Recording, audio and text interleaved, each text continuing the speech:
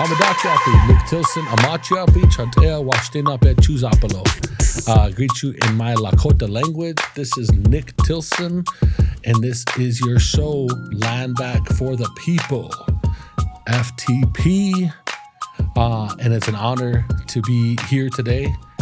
Today on this show, we're going to be jumping into how Indigenous communities that historically have always lived a subsistence way of lifestyle, a subsistence way of lifestyle on the land, hunting, fishing, trapping, using that as the mechanism to feed their people.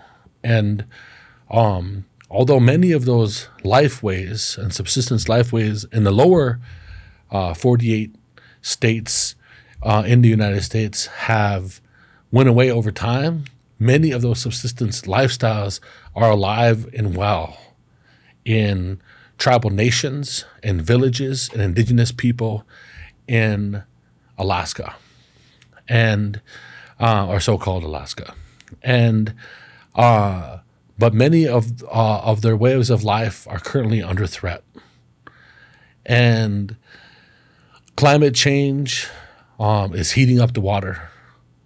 And it is directly impacting the salmon runs, the development happening in some of the most untouched, special, protected areas in the United States and in Turtle Island are now endangered from mining, oil, gas, development, the development of roads to further develop those places. And you know, if anybody knows anything about the people up there, salmon is everything. Salmon is the culture. Salmon is the food. Salmon is how you build community. Salmon is your connection to the past, the present, and it's definitely their connection to the future. And we have an awesome guest, Deenaalee Hodgdon. They are Athabascan, and they have been a long-time climate activists. But at their heart, they are a fisherman. They are a fisher person who fishes on the land, fishes on the water, provides for their family and for their people. And that way of life is being directly impacted. And so we're going to hear directly from Deenaalee what's happening in their home community, how the subsistence way of life is being impacted, and how they are creating solutions to feed the people, solutions to keep salmon flowing, protecting wild habitat while building food security and food systems for the betterment of their people, creating innovative solutions to adapting to the changing climate while holding on to their way of life. Deenaalee is also an amazing artist and storyteller, founder and host of the podcast On the Land, and we'll talk a little bit about that show. Deenaalee was also in the inaugural round of the NDN Changemakers Fellowship, which really created the space for them to be able to develop the podcast that they have and keep that storytelling happening in their community. I really think highly of Deenaalee and the work that they do in their community on the land and for the people. And they happen to be here in the Chisapa on Oshetishakoi lands. And so we are excited to have them on this show and to dig into how their community is being impacted by climate change and what land back means for them and how integral land back is to building food security for their homelands and for their people. So let's dive into it. Land back for the people.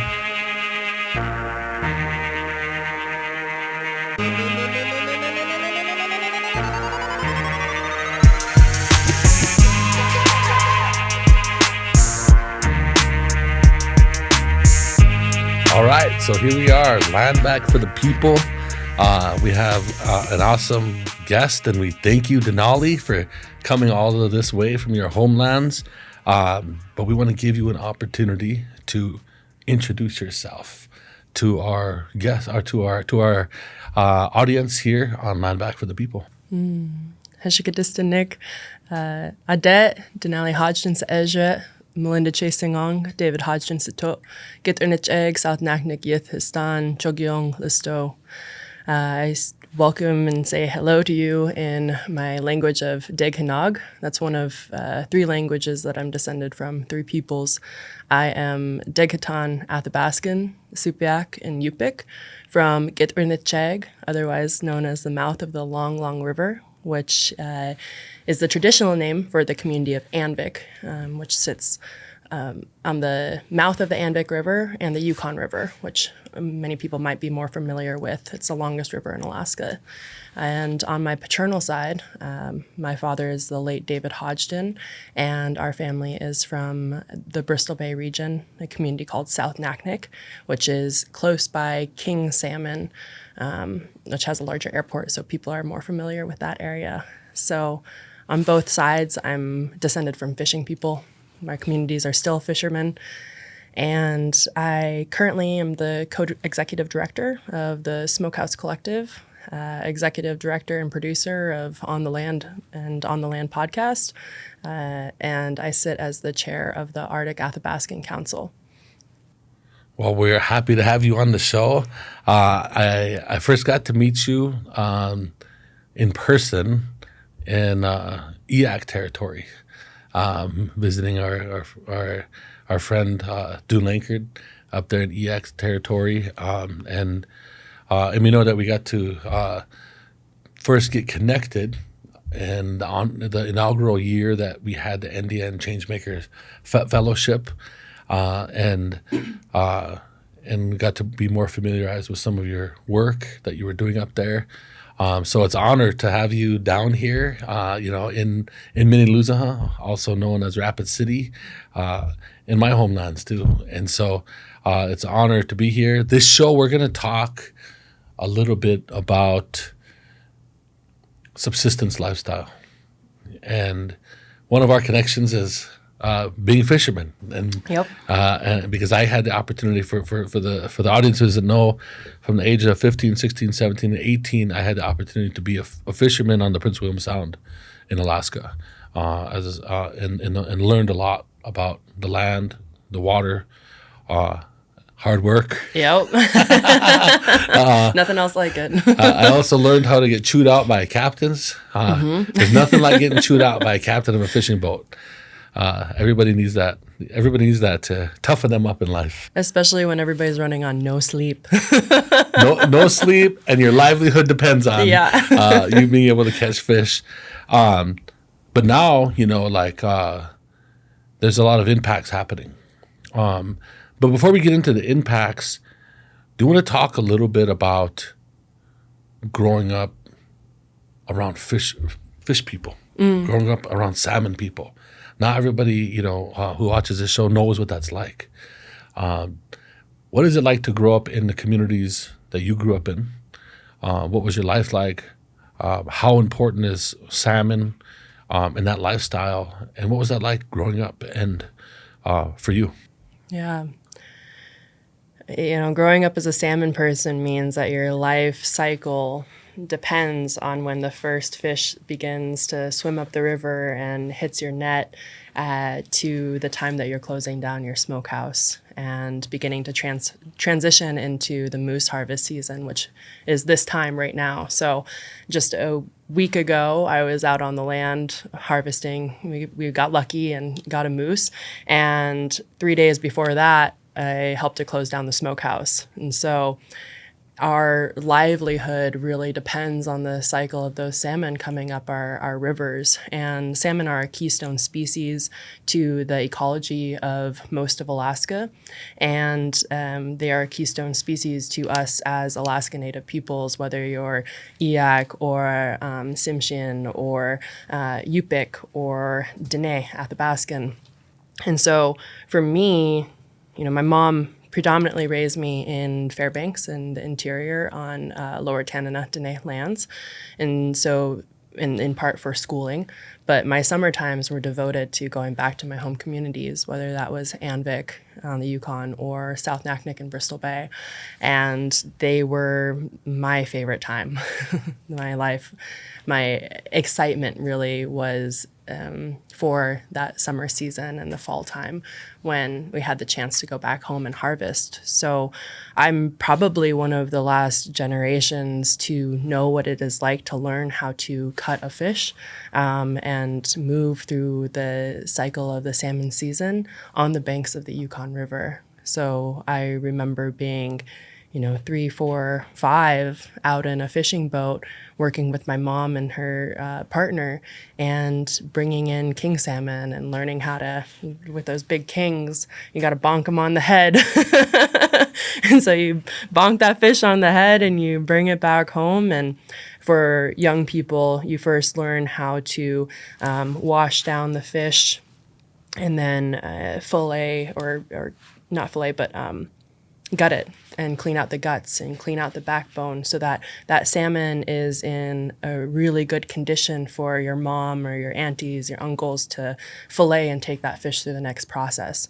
So for us as young people, we really grow up and get introduced to different levels of preparing salmon as we grow up as well. So it's a beautiful cycle, and I'm thankful that I got to be part of it on the Yukon River.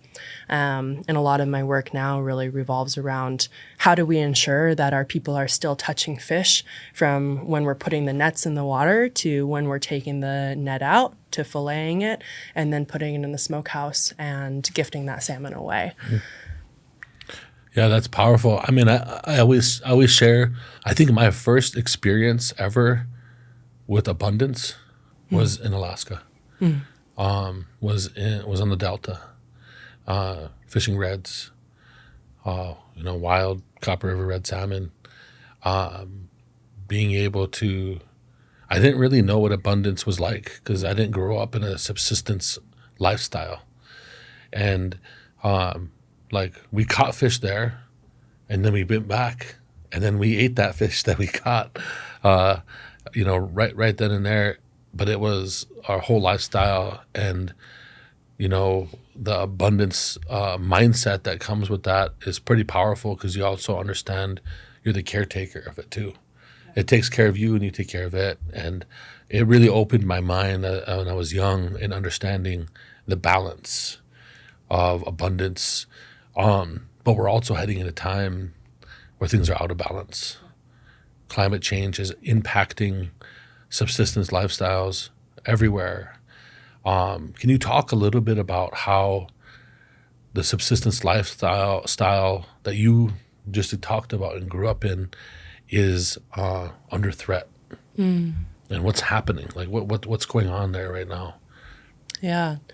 So as I mentioned, I am probably one of the last generations to learn how to bring that fish out of the water and fillet a larger quantity of salmon and learn from my mom and from elders in our community how to take care of that fish. And that's on the Yukon River. And so if you shift down to Bristol Bay, where my father's from, we're still experiencing that abundance that you speak of in the Bristol Bay watershed when it comes to sockeye salmon in particular. However, our kings and this year our silvers did not return in that same type of abundance.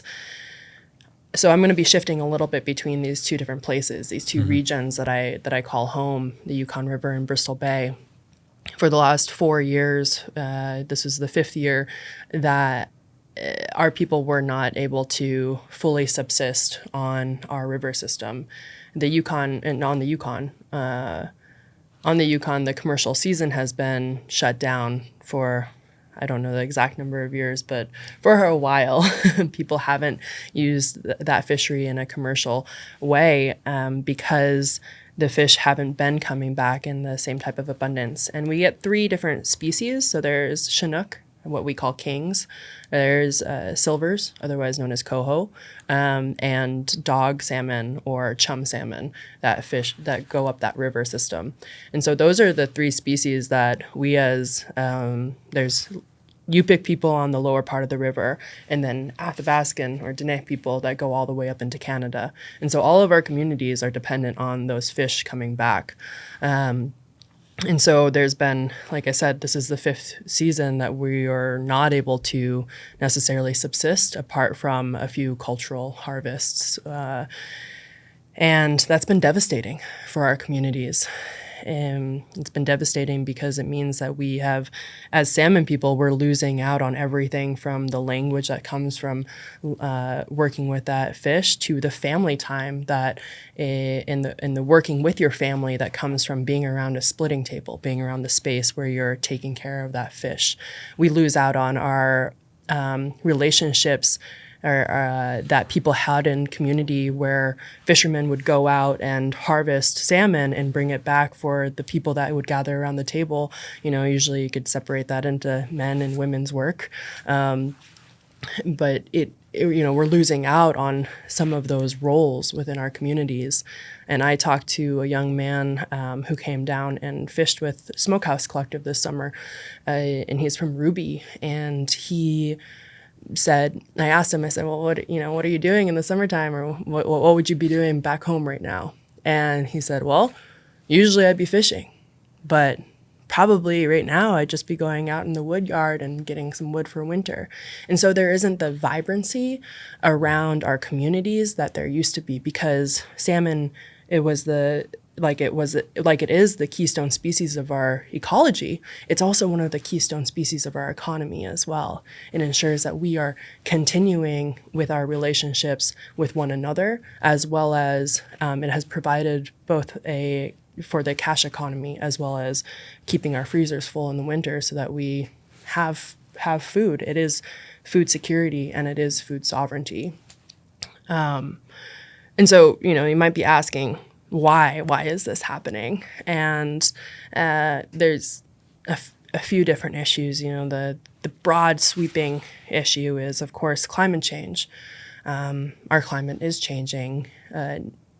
In 2019, we saw one of the hottest years on record. And so that was, I can't even do the math right now, but that was some odd years ago. And it was the fish that would have been spawning and would be cycling through our river systems. Basically, that year would ensure that we would have had fish this year. But that summer was so hot that so many of our fish died off. They were getting heart attacks. They were literally having a cardiac arrest. And so we had this massive salmon die-off that happened in Bristol Bay, on the Kuskokwim River, and on the Yukon. And so this year, we saw less of a salmon return. So fish move in cycles. They go out to the ocean, and they'll be out there for anywhere between 2 years to maybe 5, 6, 7 years. And so you can see the cycles of the salmon and what has happened on the land reflected in the numbers of fish that return. So, and of course, climate change is in many ways man-made, or it's being progressed through man-made issues such as oil and gas development and fossil fuel burning. And we've had mines that are impacting the health and well-being of our salmon population. So those are a lot of the climate factors. And then there's additional human factors, such as the mismanagement of our rivers. Alaska, our lands and our waters are managed through a conglomeration of the state of Alaska management through the Alaska Department of Fish and Game, as well as through the federal management, the United States, and tribal management as well. And so we as Native people have to negotiate through many different levels of bureaucracy in order for our relationship to salmon to exist. And so the Yukon River in many ways has been mismanaged for many years, which has resulted in, overcatchment during the commercial seasons on the Yukon, and which means you have less fish spawning less fish for future years. And then in addition to all of that, we have a large issue of bycatch, which is, we can get into this a little bit more, but it's there's large trawling vessels that basically go out into the ocean grounds of salmon and scoop up the bottom of the ocean and anything that they can get, and they're targeting one species, pollock. And just between the beginning of January till right now, I was just looking at the numbers at Salmon State, because they've been tracking this, 16,000 king salmon alone have been caught and discarded by the trawling industry. 16,000 fish, whereas most of our communities aren't even allowed to catch one king salmon. And so that's a little bit of the field of issues that we're dealing with when it comes to our subsistence rights. Yeah, I always say that like Indigenous people are the most regulated people in the world. Oh, yeah. I mean, we deal with regulation of, local, tribal, county, state, fish and game, federal, international, and we're having to always navigate that. We're always going to navigate most of these colonial systems that are responsible for stealing our land and mismanaging our natural resources. And so a lot of times when I talk about land back, we're also talking about the dismantling of those systems. Yeah. Because those systems are not working for our people. They continue to dismantle, or they continue to mismanage our public lands, our access to food security.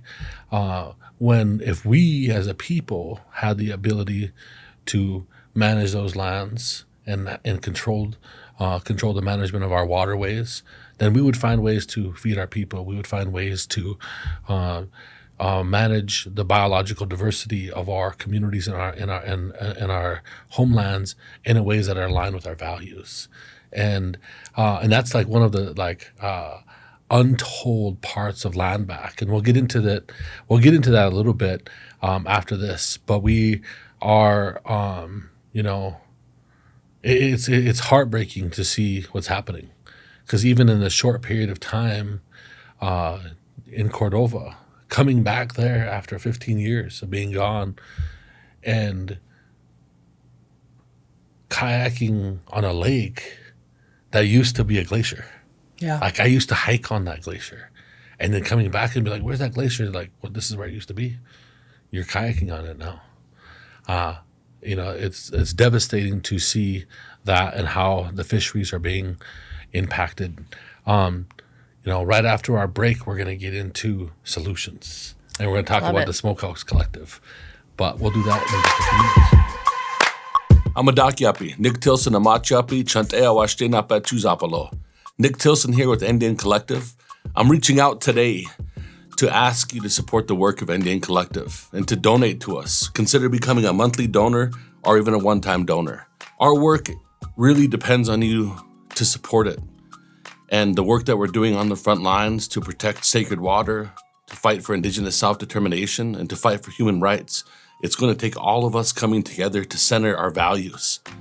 We're in a historically hard moment in history, and we're going to be in that moment for the next 4 years. But NDN Collective will continue to organize, to not back down, but we need your support today. Consider supporting our work that we're organizing on the front lines. Consider supporting our Community Action Fund so we can fund other frontline communities who are standing up against authoritarianism and tyranny.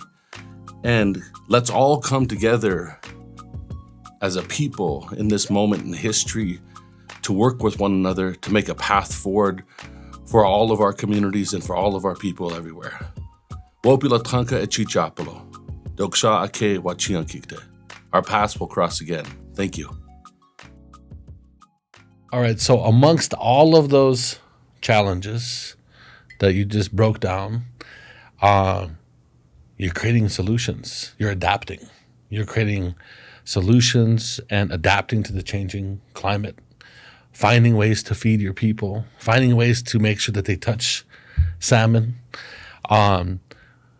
What are you working on up there? What are y'all doing up there? And what is the Smokehouse Collective? Oof. I get excited just even thinking about it. So the Smokehouse Collective is, I guess it was first and foremost a dream and a vision of our communities being able to come together and work together around a table and around a smokehouse, around that splitting table, around a smokehouse where we can be, that is representative of the ways that we work together as people to feed our communities. And it was a vision that was brought forth by Ruth Miller and myself about a year ago, maybe a year and 4 or 5 months ago. And it really started with this idea, this crazy idea to get some land back and also to buy a commercial permit so that we could be fishing a commercial permit, whether it was a drift gill net permit or a set net permit in Bristol Bay, that place of abundance, so that we could be providing our own fish and our own place for people to fish from the Yukon, and folks would be able to participate in the harvest using a commercial site and a commercial permit, and then bring that fish back home. Upstream. Yeah. Whole other river system. And so that's really what it's grown into. And to summarize it, it's really turned into a traditional and contemporary fish camp. It's a place where folks can come down and fish with us in Bristol Bay on a commercial or a subsistence sockeye salmon site, and be able to put that net into the water, pick the fish, and then bring it back to our smokehouses, put it away however that family or that community wants their fish to be put away, spend time doing cultural engagement and cultural exchange with the Yupik and Supiaq people in Bristol Bay, and then bring that fish back home. And so there's sovereignty and self-determination all the way through. And there's cultural exchange, because at the end of the day, our climate, whether it's in Bristol Bay or on the Yukon, is shifting. We're seeing either hotter, drier summers or wetter, colder summers. And so each one of our regions already know and have adaptation strategies for preparing fish in different ways depending on our environments. So when we're able to say, hey, how do you process a fish when you're in a really cold, wet summer? Folks in Bristol Bay know how to do that. Versus on the Yukon, if we have another hot summer like we did in 2019, how do you keep your fish from not spoiling? What are the brining techniques that you're using? And so this exchange, it is climate adaptation, it's food sovereignty, and it's also ensuring that nobody else needs to necessarily do the work of salmon distribution. There's been a few different efforts that have been happening in Alaska in order to get fish from point A to point B, but it doesn't include the people. It is looking towards it's more like a leaning towards more capitalistic sort of pipelines of bringing things to market as opposed to the kitchen table. Exactly. And people, that the money has been spent to buy poor quality fish from the very industry that is participating in that bycatch issue. So some of the fish that's been distributed to our communities has been processed and packaged by the very processors that are invested in the trawling fleet.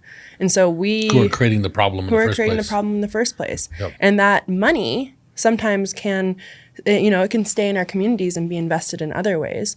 So Ruth and I really dreamt of what makes the most sense so that people can continue to touch fish, but also so that we can really start to take back some of the economy around our salmon, whether that is an indigenous economy or a capitalistic economy as well.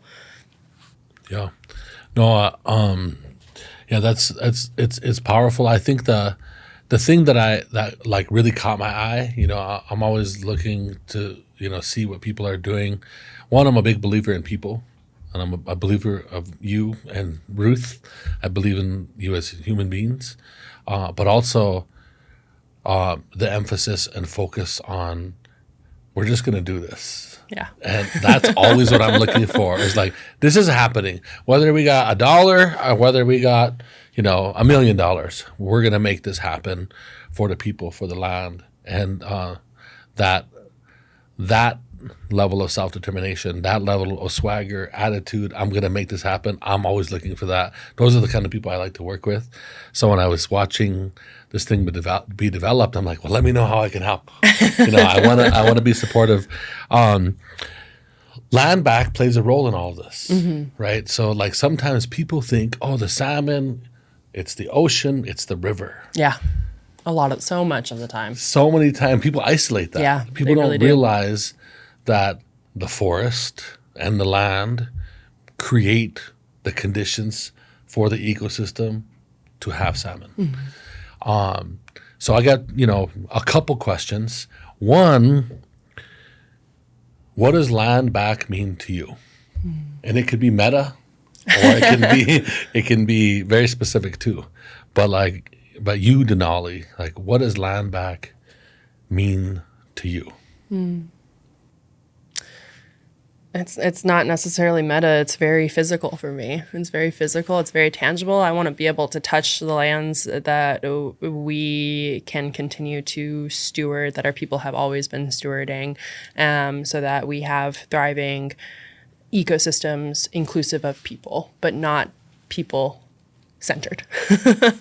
And so, I feel like there's always this settler mindset that settlers have to leave. And, I think that there will be adaptations that need to happen about the ways that settlers are in relationship to the land. I think that it's possible for that change to happen. And we're seeing it, obviously, with a lot of mistakes, but a lot of really good work that's been happening, too, with people actually believing in true land back projects.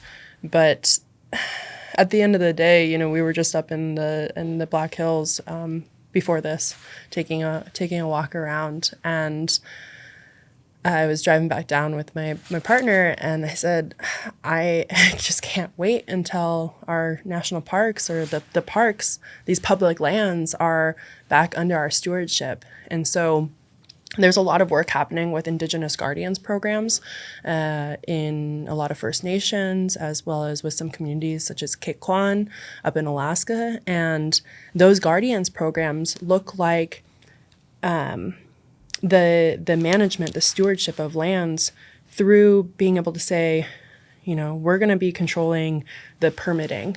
We're going to be saying who can hunt and fish.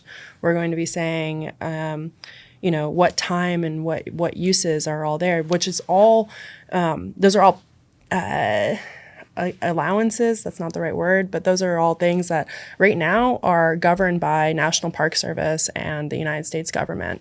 Whereas I truly believe that in order for us to have land back, our governance systems, our native indigenous governance systems, should be creating the policies surrounding that accessibility, and also the guardianship of it. So, for example, this last week we were out hunting, right? And the person I was hunting with said, we got to watch out for the troopers. I don't want to have to watch out for troopers on our traditional homelands in order to go out and subsistence hunt or subsistence fish, because we know the times when our salmon are available. We know whether we're taking too much or too little, if we are able to continue to be in relationship with those species, with those animals and those plants. So I really want to see us be able to say, these are the times to gather. These are the times, have a more traditional calendar around our lands. Absolutely. No, I mean, I think that's, I was giving a speech recently, or a forum where there was a speech and then a question and answer with the audience, who was mostly like, I think it was 100% white, to be fair. Whoa. There's spaces like that these days. Yeah, believe it or not, there still is. I don't know how I find myself in them sometimes, but there's so much fear and fragility around land back. They hear land back, whoa, they think they're like, we're coming for your house. Yeah. Coming for, when we're really talking about, we want to take care of this for the betterment of everybody.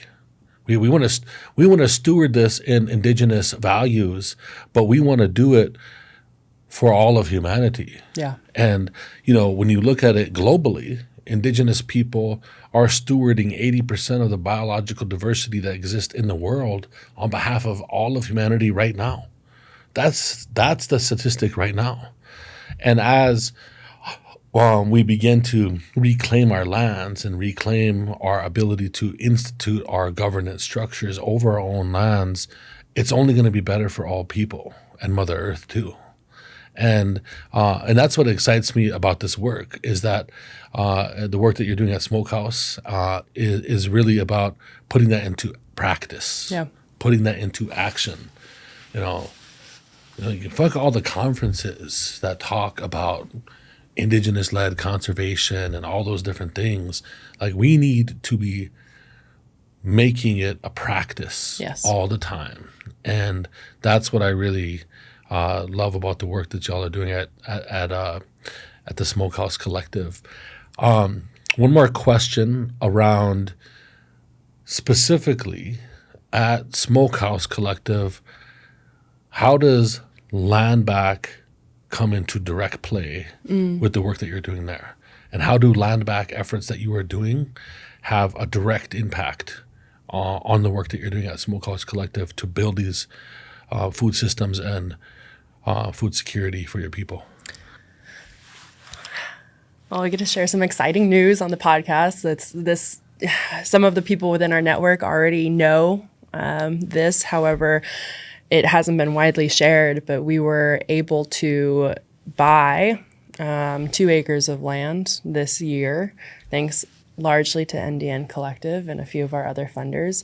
And those 2 acres of land are going to be hosting a processing plant, a small scale 40-foot connex, 2 40-foot connexes, and our own smokehouse. And so the dream, in order to make this work, we have to have a space. We have to have a space where we can be in ceremony with salmon, where we can say this is the space that people can come to do this work, to be in community with the host community of Chogyong, with Dillingham, and thrive. And so that piece of land that we ended up purchasing was native allotment. So it was a piece of land that was allocated around 1971 during the Alaska Native Claims Settlement Act, that was then subdivided because the original owner, needed, for whatever reason, to make money off of that piece of land. And so the area has been divided into these little sections, and pieces of that land has now been sold off. We are currently in a largely predominantly white neighborhood in one of the subdivisions in Dillingham. And so we bought this land under private ownership, but it is now back in Indigenous hands. And it might not have that native allotment, status. So we are not currently tax exempt, which is one of the benefits of keeping native allotment in native allotment status. However, we just brought native land back, and it might not be under that jurisdiction, but it might be something better, because I'm looking forward to, what does it mean to have a Smokehouse Collective space that is for, by, and with community. I don't know what that title of land is, but I know that it is a piece of land back. So we have that, and we haven't bought a permit yet. We have, the original draft that you saw, how we got connected for Smokehouse Collective, was we launched a drift permit campaign in order to buy a drift permit last not this summer, but last summer. And we raised $38,000 in 10 days, right before the fishing season. And right now, the permit system in Bristol Bay, it's called limited entry. So there's only a certain number of permits that are able to fish commercially. And if you have access to that commercial fishery, some years are really poor, but other years, such as the last 5 years, we have millionaires that are out there fishing in our waters that are then bringing that money and spending it out of state, and there's no income tax. There's no way for that money to stay in our communities whatsoever.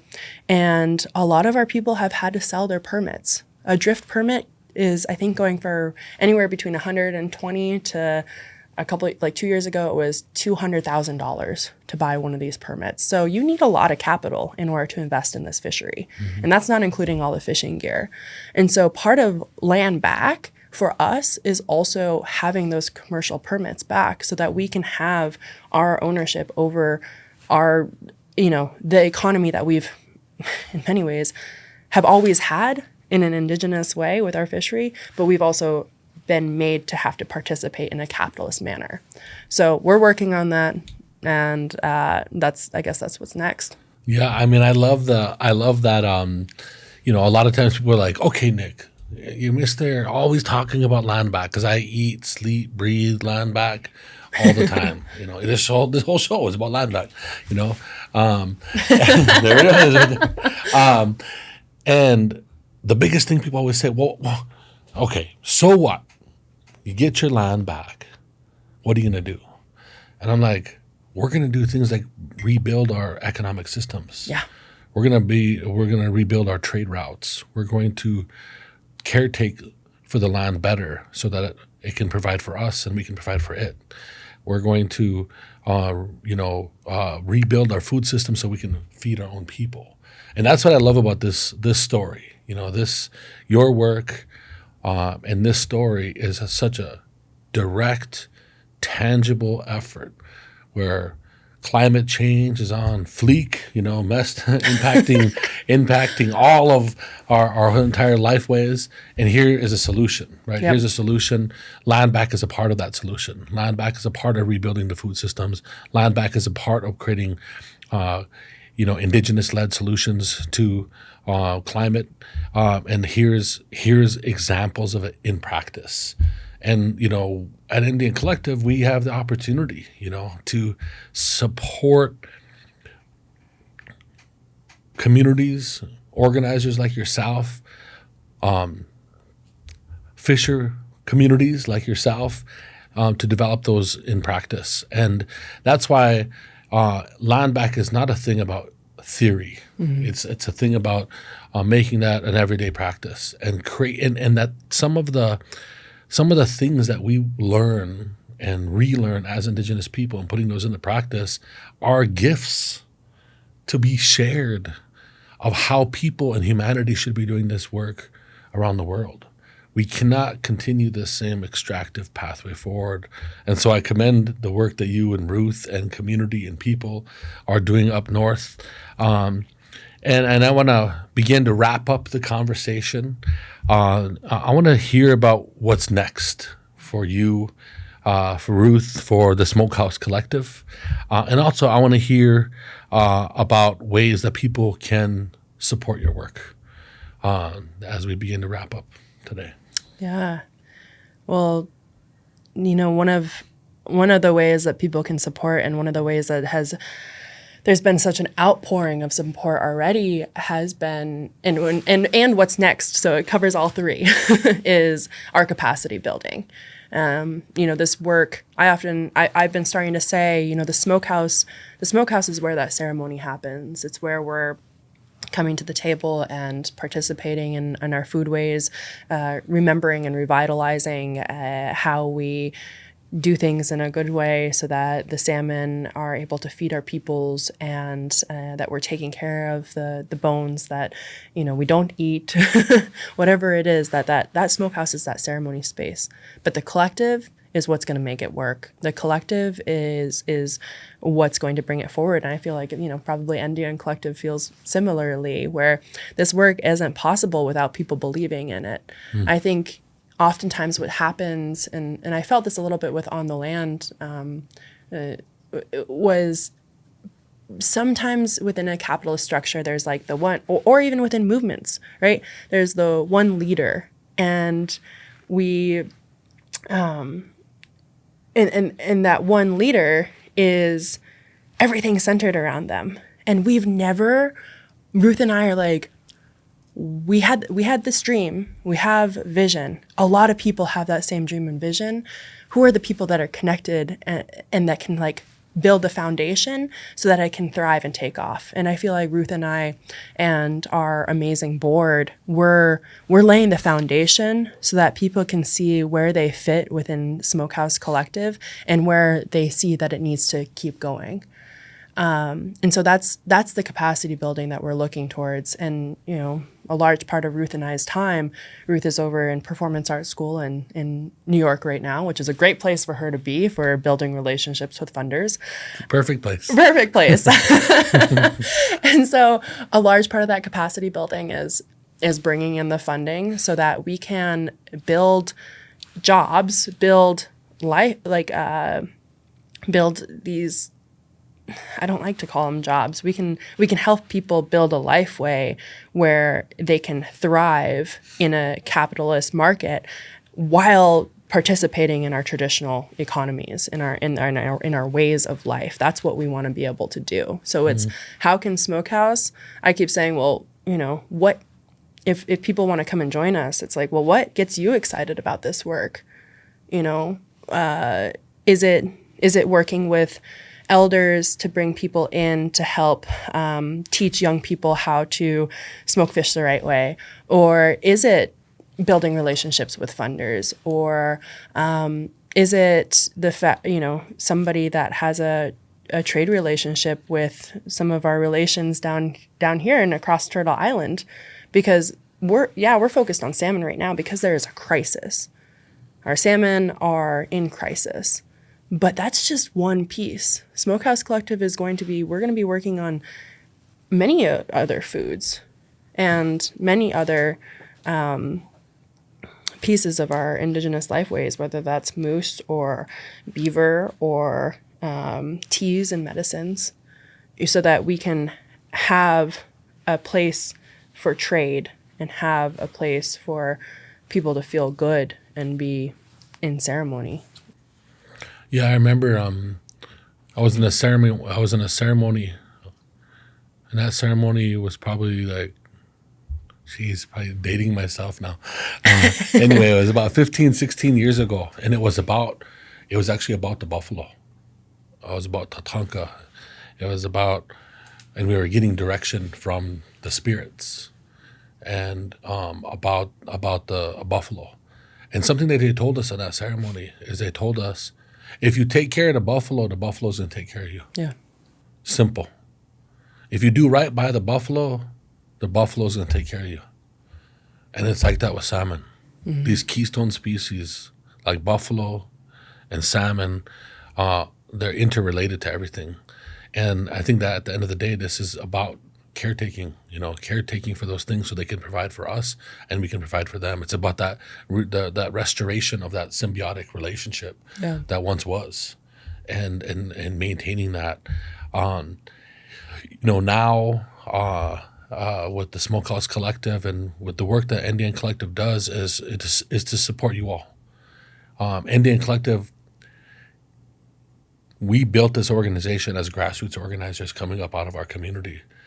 And many times we were being gatekept from the funders.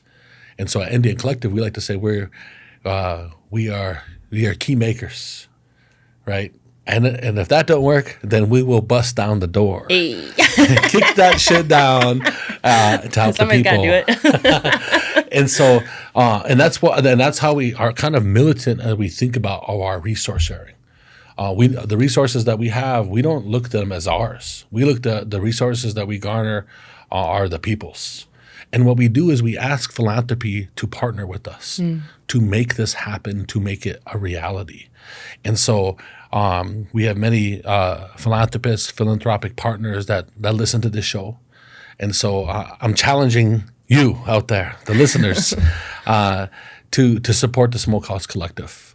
NDN Collective believes in this work because it is directly connected to the mission of NDN Collective's vision and work. It's directly connected to our theory of change, of investing into the self-determination of directly impacted people.